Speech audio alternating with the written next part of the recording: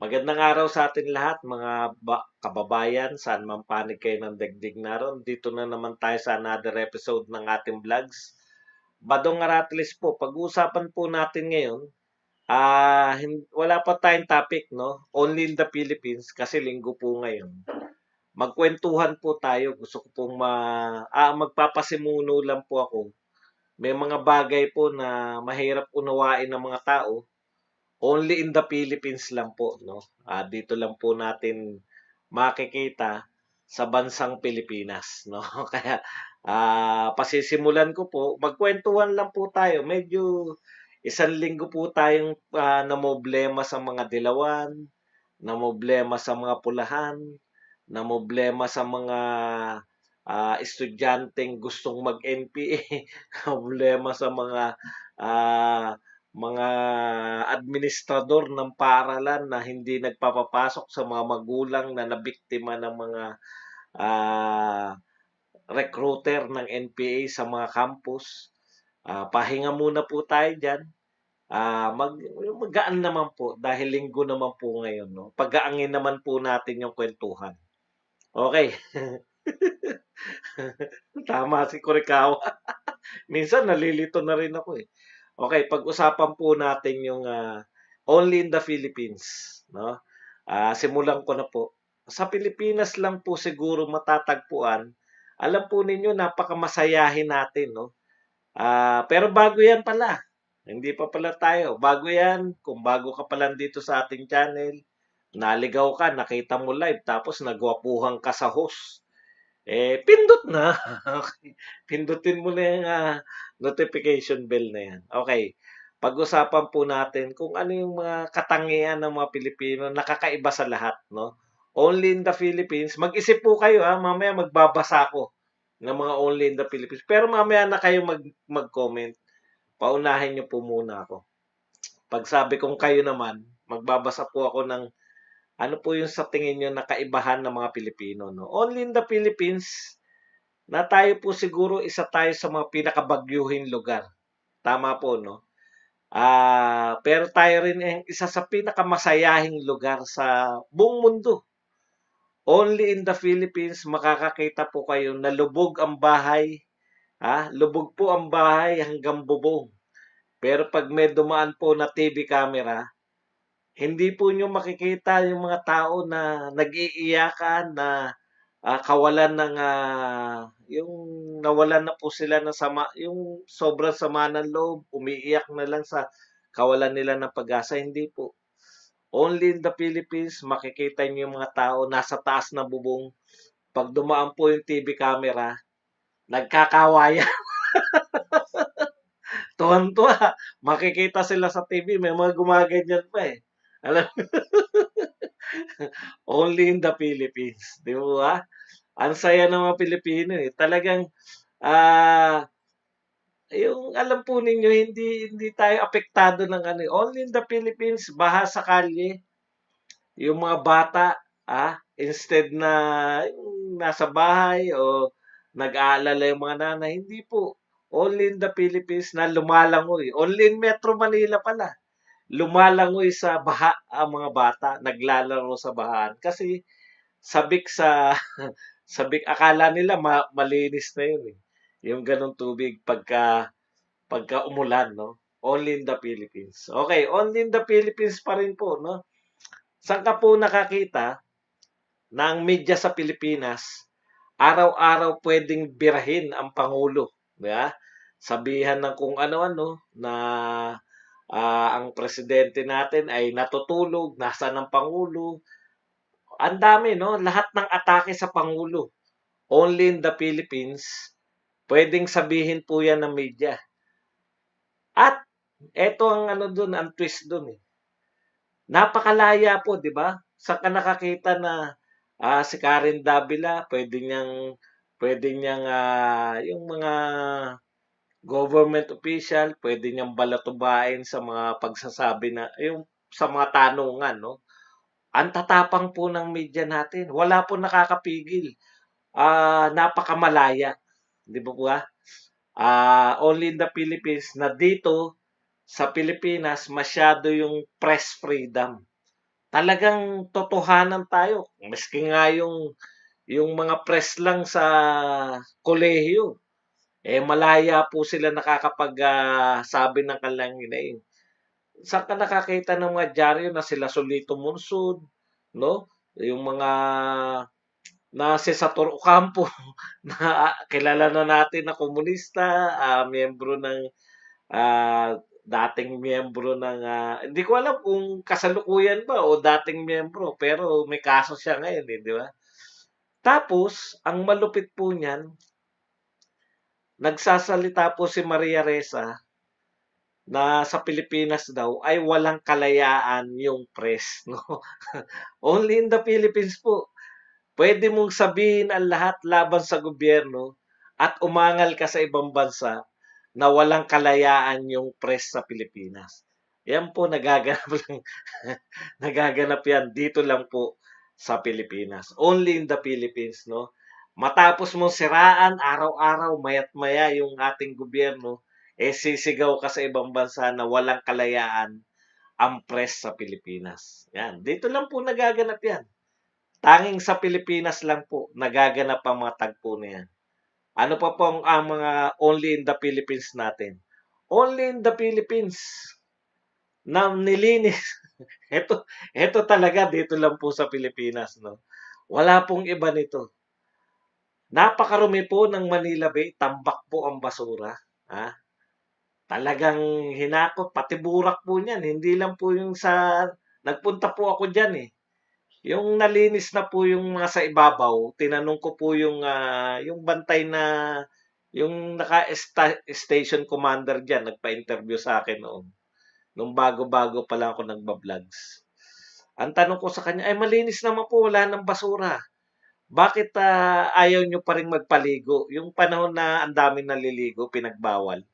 Sabi niya, kahit mukhang malinis yan dahil walang basura, yung ilalim po niyan, marami pa rin po burak, marami pa yung tubig, no? Lahat po yun nilinis. Nakita ko rin po na hinahakot yung burak po, hinahakot po yun. Dahil po dumi yun eh. Parang imbornal po, di ba? Yung may mga burak na sa loob. Hanggang kaila-ilaliman po ng Manila Bay, nilinis po yan. No? Yan po yung nangyari dyan eh. Nasubaybayan ko kasi yan mula doon sa mga basura sa ibabaw hanggang sa pinakailalim, nalinis po yan. Kaya totoo pong malinis na yung tubig dyan eh. Tapos yung meron po dyan yung yung ano po, yung DPW, hindi ko na alam kung ano ahensya ng pamahalaan yun. Yung galing sa mga estero, pag lumabas, meron panlinis dyan. Malinis na yung tubig na lumalabas sa Manila Bay. Nalinis po yan. Tapos nilagyan po ng puting buhangin, dolomite sand. Napakaganda pong tignan. Tuwan-tuwa po yung mga tao. Pati yung mga isda nga, no? Nagdamihan yung isda. Only in the Philippines, na dinimanda, dinimanda yung DNR ng paninira ng kalikasan dahil nilinis nila yung Manila Bay. No? Wala po sa ibang bansa. Ha? Hindi nyo po maririnig yung mga kataganian na nilinis ang Manila Bay. As in malinis, tapos nilagyan ng puting buhangin. Pagkatapos idedemanda yung naglinis, no? Yung pong nung nakatambak yung basura diyan, hindi po dinidemanda yung mga tao sa pamahalaan. Pero nung nalinis na, only in the Philippines, idinimanda yung diin na pangunahing naglinis niyan. Dito lang po makikita yan, no, sa Pilipinas. Yan po yung mga contrast na nakikita natin. At ang pinakatampok, only in the Philippines. Ito po, talagang pinaka ano to, no? Saan ka makakakita? Dito lang po makakakita sa Pilipinas ng president. Only in the in the Philippines. Yun po, ang linaw po yan. hindi naman siya, wala naman siya sa chain of command. Pero pinalalabas niya na siya yung pangunahing tao na nagko-command dun sa mga only in the Philippines na yung oposisyon hanap ng hanap sa Pangulo, yung pala alam naman pala ng leader nila kung nasaan ang Pangulo.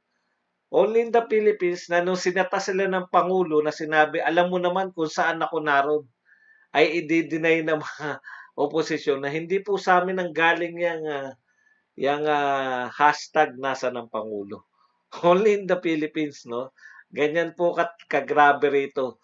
Ganyan po kabobo ang ating Vice President. Only in the Philippines. Yan po. Pinasimulan ko na po sa inyo. Yan po yung ating Only in the Philippines na ano no na ano pa ba yung mga nakikita natin? Dito po makikita only in the Philippines na sa isang pamilya makikita niyo yung pinakamasipag at ito ko lagi ito marami tayong OFW na kasapi. Only in the Philippines na ang mga Pilipino ay sinasabihan ng napakasisipag na lahi at the same time, sinasabihan tayo na pinakamasisipag at the same time, sinasabihan din tayo na ang tatamad ng mga Pilipino. Only in the Philippines yan. At ang masaklap niyan, sa kaso ng maraming mga OFW, sa isang pamilya lang nagaganap doon. Di ba? Meron sa isang pamilya na pinakamasipag at karaniwan po yun yung mga yung mga OFW natin, yung nag-abroad. At naroon din miyembro rin sa pamilya na yun, yung pinakamatatamad, no? Umaasa na lang doon sa pinakamasipag nilang ate, kuya, tatay. Okay. Halimbawa, tatay o nanay yung nag-abroad. Only in the Philippines, na ang mas na-appreciate ng mga anak ay yung naiwang magulang. Dito malapit sa naiwang magulang at pag naghiwalay, kakampihan yung naiwang magulang samantalang yung nanay o tatay na nagpakahirap, no? Nagtiis, nagtrabaho dun sa ibang bansa, kadalasan sila po yung nawawalan talaga ng pamilya. Pag nagkahiwalay, pati yung pamilya nilang totoo na pinadala nila lahat, na nung kalakasan nila, ay pinadala nila lahat ng bunga ng kanyang pagsisikap. Only in the Philippines, ganun po ang nangyayari. Okay, naubusan na po ako na maisip. Baka meron po kayo. Magbasa tayo Only in the Philippines. Kabanderang Reyes. Sa ibang bansa, boss, pag nanalo ang president, bitbit ang BP. Isa lang ang layunin kung ano ang ginagawa ng presidente, sinusunod lang ng BP. Yun ang mali. Dapat bitbita na lang. Only in the Philippines na nasa Congress ang mga partido ng mga terorista. Tama, di ba? At ang lalakas pa ng loob na yung, di ba, hindi sila umaamin. Pero nakita niyo naman kung anong ginagawa nila, no? Hinaharang nila yung mga budget para paunlarin yung nayon. Kasi pag pinaunlad mo yung mga barangay, hindi na sila makakapag-recruit doon sa mauunlad na barangay. Only in the Philippines na binabudgetan natin. Siguro mas maganda ganun. Mutya, baguhin natin ng konti, no?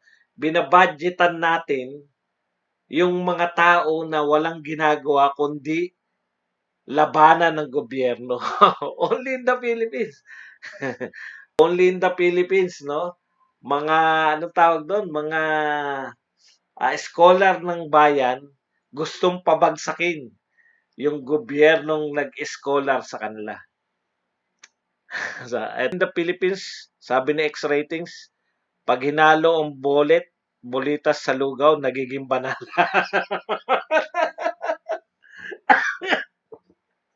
Yung bolitas, pag hinalo sa lugaw, nagiging banal. Grabe. Only in the Philippines, sundalong takot sa tergas. Talaga, may sundalo bang takot sa tergas? Nasa dyaryo, sangkatutak yung balita na hindi naman dapat binabalita. Ngayon, ang mga balita sa dyaryo, yung pagtatanggol ni Leni Robredo yung kanyang anak, yung mga anak niya raw ay pinalaki niya na may sariling disposisyon sa buhay. Yung ba naman ibabalita mo, paano ba nangyari sa mga anak mo? para mapunta sila sa mga dyaryo. Only in the Philippines, no? Only in the Philippines na mas updated pa at mas ini-interview pa ang senador na nakakulong. Tama. Di ba?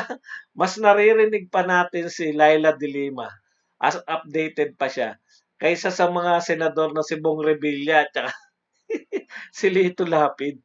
Only in the Philippines. Project ni Pinoy na mga palpak, tulay na walang ilog, kubeta na walang dibisyon. Pero, pero mo pinagawang tulay na walang ilog. Huhukayan pa eh. Kayo na, ang tawag po diyan, hindi po palpak 'yon. Advance lang siya mag-isip. Malay nyo nga naman magkaroon ng baha. O, di ba? May tulay na siya. Salamat, BP Lenny, dahil sa mga kasipagang ginagawa mo, siguradong isang babae ang susunod na magiging Pangulo ng Pilipinas.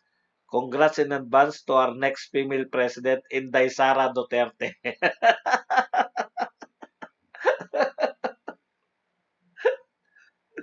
Nagagalit na sana ako. Ang kampanya si Lenny, ang mananalo pala si Sara. All in the Philippines Day, dapat talaga federalismo na para mawala na ang mga NPA na yan. Alam nyo, bilib po ako dun sa konsepto ng federalismo. Nagbo-volunteer po ako na ano noon eh, nagtotok po ako eh. Na-invite po ako na magtok ng federalism eh. Maganda po yung ideya niya eh. Kasi po ngayon, halimbawa, mahirap yung lugar nyo, di ba? Sino sisisihin? Oh, 'di ba sasabihin ng mga local kasi walang tulong yung ano, yung national government. Pero pag federalism na, dahil maiiwan na diyan maraming pondo, mas marami na maiiwan na pondo. Mas may kakayahan na yung inyong may sarili kayong batas eh. Pwede kayong manawagan ng mga pagagandahin nyo. Halimbawa, wala kayong tax na 5 taon para ma-attract nyo yung mga kumpanya, 'di ba? O di unlad yung mga ganun. Makakadiskarte yung mahuhusay na mga leader, uunlad yung bansa, yung lugar nila, yung region. Kaya maganda po yun. Only in the Philippines, pag natulog ka habang botohan, tsak, talo ka na. Oy, marami ah. Only in the Philippines, nananalo yung kandidato nung nag-brown out, talo na. Nangyari yan kay Miriam. Only in the Philippines, hindi na tatanggal ang mga immoral na reporter sa network gaya ni Arn. Tumpak! Sa ibang bansa yan, meron lang nasabi, di ba? Yung mga, ang lupit ng mga network sa ibang bansa eh. May nasabi ka lang na, anong tawag doon? Halimbawa, may racist ka lang na nasabi. Eto, hindi lang racist yung sinabi, hindi lang. Talagang binuntis ni Arn, no? Nariyan pa rin. Only in the Philippines. Only in the Senate and Congress of the Philippines that they will never pass a bill to abolish or ban political dynasty because mostly their closest next of kin can run if they wish. Only in the Philippines. Alam po ninyo, matagal na yan. Naiikutan nila yung batas eh. Only in the Philippines na naiikutan ng mga senador at congressman yung batas. Kaya po meron term limit. Alam nyo po yung nung araw, naalala ko si Cuneta, yung na lang, yung pinakamatandang Cuneta, di ba? Yung tatay ni Sharon. Ang tanda na nun, mayor pa rin eh. Kaya mayor Cuneta eh. Para daw maiwasan yun, yung hindi na natatalo sa pwesto. Ang ginawa nilang batas, may term limit, hanggang 3 term ka lang kung ikaw ay mayor. O, di ba parang maganda? Pero nagka-leche-leche pa lalo dahil tapos na yung mayor, yung asawa niya naman. Dumami na yung politiko. Dati yung tatay lang eh. Ngayon, pati yung asawa, anak. Halimbawa na pwede na ulit tumakbo yung mayor. O di yung asawa niya mayor, ayaw na mga lubayan na yung pagiging mayor. Tatakbo naman ng congressman. Dumami lalo, no? Hindi naging anti-dynasty yung paglilimit ng term.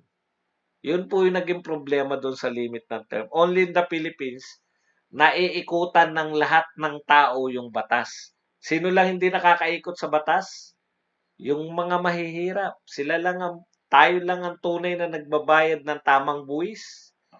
Tayo, yung mga mayayaman, naikutan lahat ng batas.